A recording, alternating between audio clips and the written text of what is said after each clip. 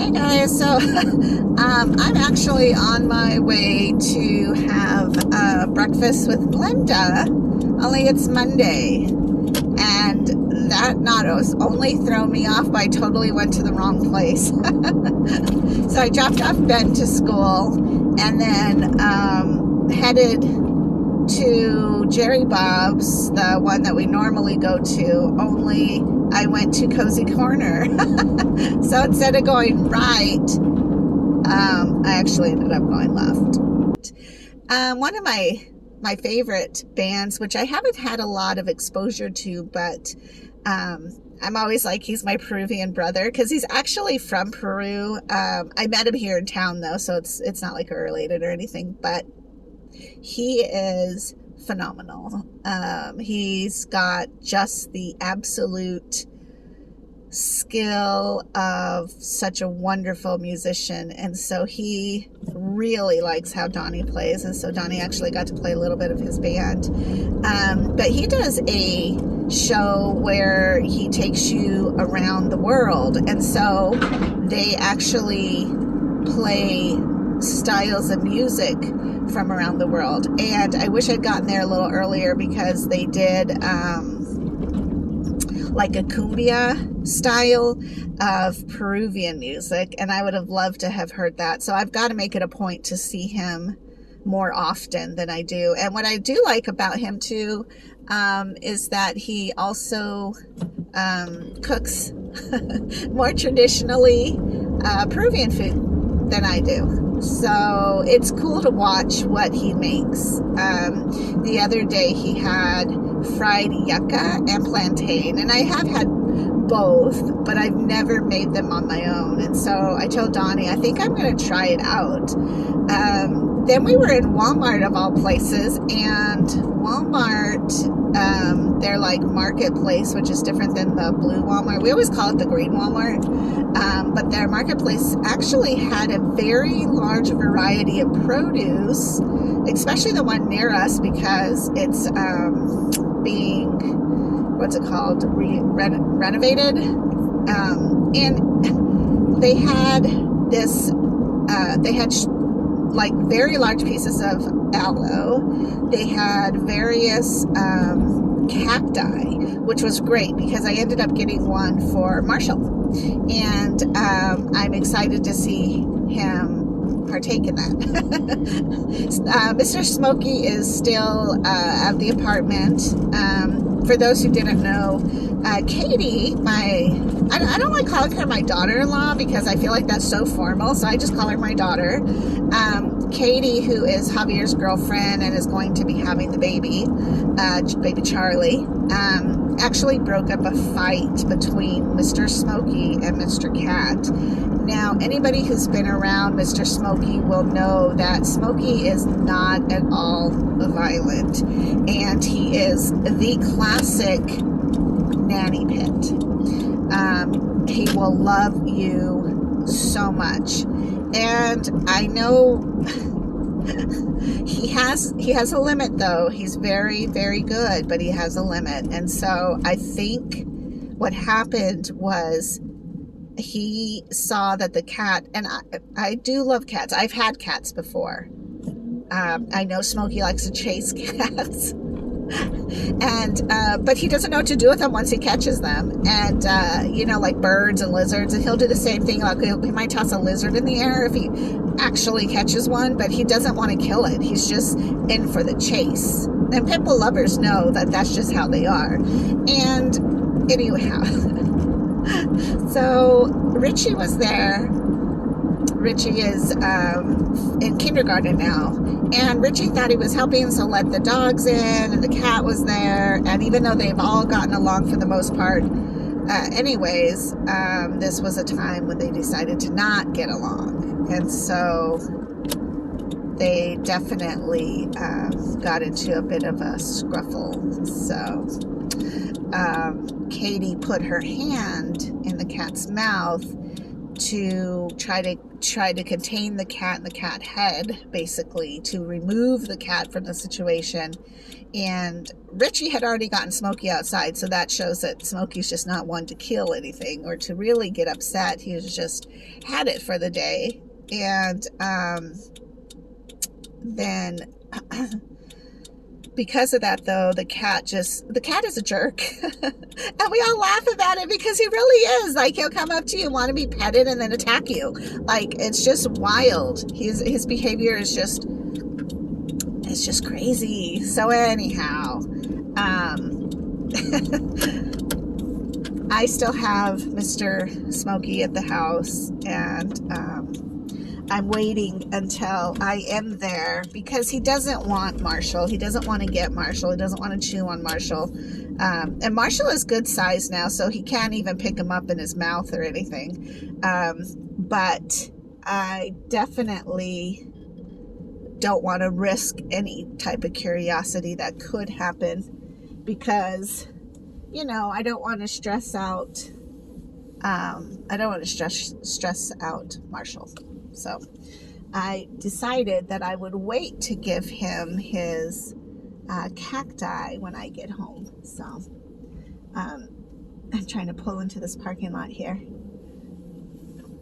And Smokie has already hung out with Marshall, and he like sniffs him, and then that's it. Like, he doesn't have any interest in Marshall at all. So I know that he's safe.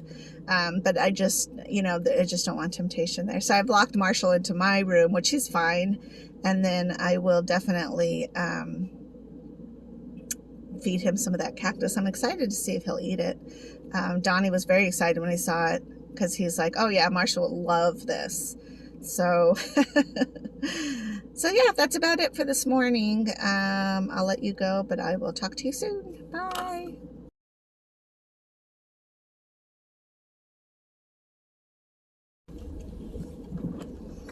Hey guys, so I am on my way to pick up Katie from the hospital because she's getting discharged. Smokie and I were having a very nice nap.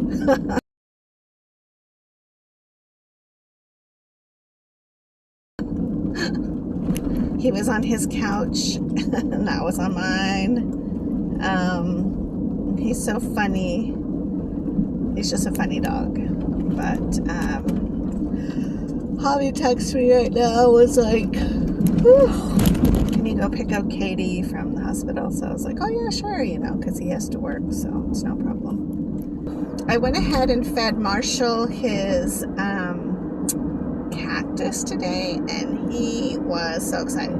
I didn't know whether he could eat the peel of the cactus, and then I was kind of like, well, out in nature, he would probably eat the peel of the cactus to try to get to the inside of the cactus. But I decided just to cut it in half, and then I cut it, it's kind of like a rind, like an orange. So I went ahead and peeled it so that he could get mostly just the fruit part of it, and then cut it up in little pieces so he could eat it. And I had a couple leaves of Brussels sprouts, so I gave him that, and he was just like eating up everything. So yeah, I think it was a win. And I do have half of it left, and I'm not sure if that's more like a sweet thing, because like they always like bananas, but bananas are mostly sugar, so we don't really give them a lot of bananas. But I don't know how the cactus part would work. It is really hot. Ugh. Anyways, I just dropped Katie off, so she is now home and resting and looking great. She'll be back at TMC in the next 3 or 4 weeks to have baby Charlie, so I'm glad to know like where I'm supposed to go when that happens. And I saw Mr. Cat, and he's so funny. Like, he's glaring at me, but he also wanted his back rubbed. He's just a funny cat. So in the next day or two, I'll be taking him home and taking Mr. Smokie back. And one other thing I realized is I need to be vigilant about, I used to carry my bottled water everywhere I went. I really like it because you don't have to tip it up to drink. You just drink and it comes directly to you through the straw. It's just constructed a different way. I like it, but what I didn't realize is that it is really fat, so it doesn't want to stay in my cup holders, which is fine, but then I kind of don't have a spot for it, so I haven't really been using it as much. I use it at my nightstand table. My case of water that I get from Fry's or Walmart, and just leaving it in the back of the car behind my seat, just a small pack, because then I don't have any excuses to not drink water. And right now I am so thirsty. I just can't even believe how thirsty I am. So I really need to make sure that I'm staying on top of that. And it's funny because it's just a slight little detail that I didn't really think about. In fact, the first time I did it, we had gotten, I think I got a free case from Fry's for, you know, spending so much or getting so many points or something.